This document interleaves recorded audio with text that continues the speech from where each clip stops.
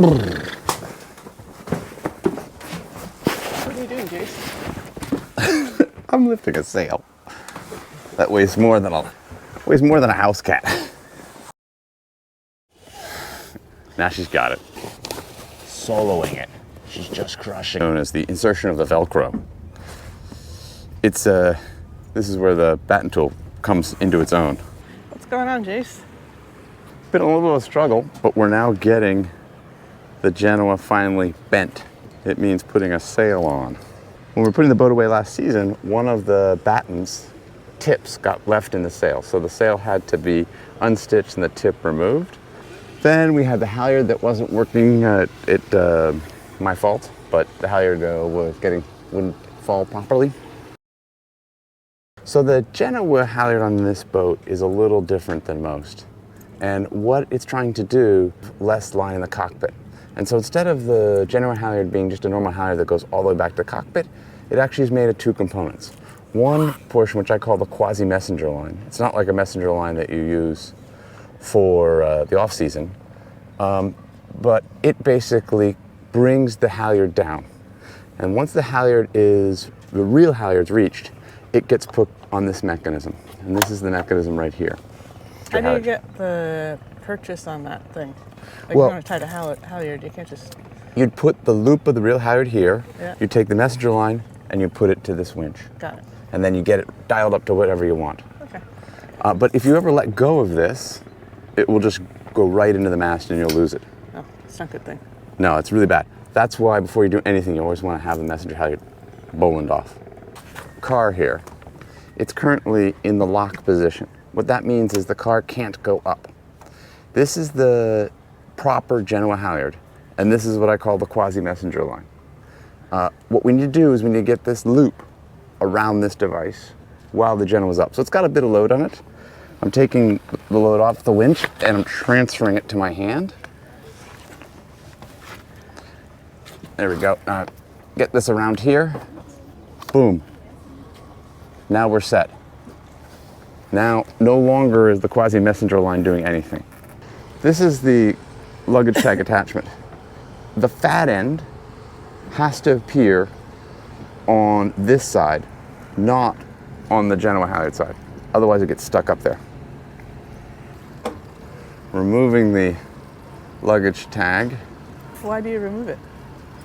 Because we don't want all this line on deck for the rest of the sailing season. That's the kind of the joy, is that it just frees up a lot of space. But how does that loop stay on the metal thing? That's it. It just has a huge amount of load on it. Okay. This little mini loop just stays there all season. So now the quasi-messenger is now removed.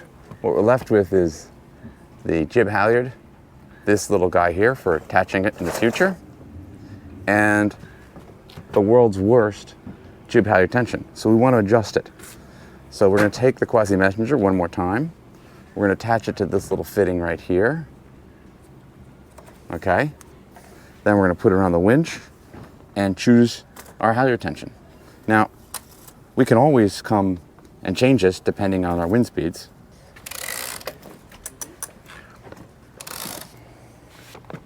This car has moved down naturally.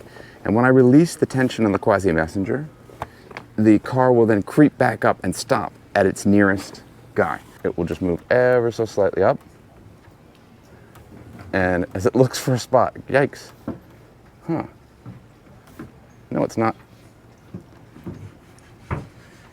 What's that lock thing on the side? Oh, I've got it in the wrong spot. It's supposed to be going in here.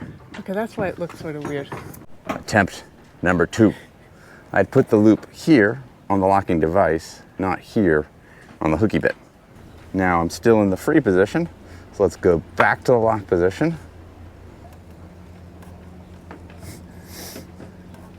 There we go. See, it's now sinking into a spot, and it's now locked. Okay, it's time to furl. We did a couple changes now in the off season. We made this furling line long enough that it can get to the cabin top winch, which is just super important.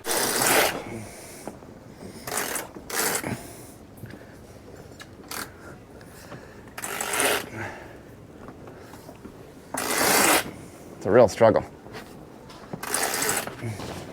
So it's just a lot of friction in the system right now. Do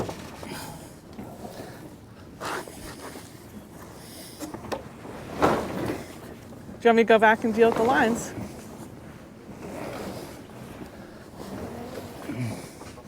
When I came home and went onto the boat, it smelled like a forest fire. The handle has the most disgusting smell and was getting the whole boat smelling like a forest fire. So now it is going to the recycling bin. Anytime I'm in a marina and walking the docks, I can't help but ogle the other boats and marvel at their cool rigging solutions. And the final resting place for the smelly mallet is in the recycling bin.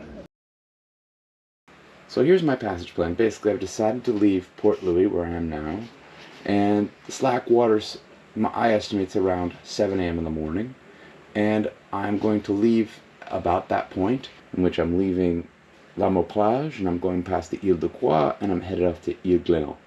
And so the swell is all coming from the west, so I've chosen an anchorage in which there's an island between me and the swell. I also am looking at the tides of Glenot, because I plan on changing anchorages to explore different islands. Finally, for wind and waves, I use Predict Wind, but I also use Luck Grib. Here's Luck Grib, and I will later on do maybe a long video on it, but what I like about Luck Grib, one, it's not a subscription model, so you just pay for it, and you own it for life. It has an interface which I find quite nice. Not that Predict Wind isn't good too. I would say for a serious offshore show, they should have both. New upgrade done by Gail. Always good to have a nice sharp knife, easily accessible, always on deck. Today's departure for Glenot is a great chance to practice solo. Gail's on board, but I'm doing the lines myself because next week she is taking a boat holiday. One trick I've learned from copying other solo sailors is they tend to untie the lines slowly and let the boat settle into its new position. Sometimes this requires changing strategies. On this calm day, the boat was just hovering in the slip, not being pushed by wind or tide. So, it was easy. A little blast of engine was not enough, so I had to give it a second blast. And out we went. I didn't even turn the thruster on. That's how easy a day it was. Just a whole bunch of rudder when you're turning. I try not to have the rudder turn more than 23 degrees, because I think then it stalls and actually is just a barn door. I'll have to check like what the, how many degrees off this has to be to get that error.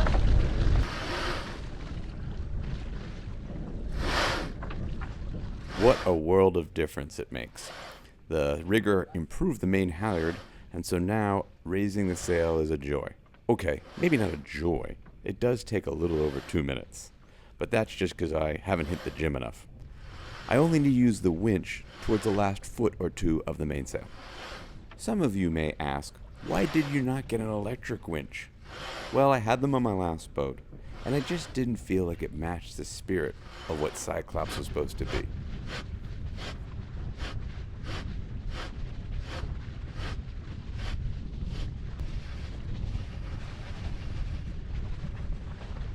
Well, when I look back at my sailing video from that day, there's none of it when we're sailing. I guess that implies it was not the windiest day. We dropped the sails in anticipation of some navigation that will require full attention to enter the archipelago. Wee-haw! I continue to be impressed with the great mainsail drops. Motor's on after kind of a crappy day of sailing.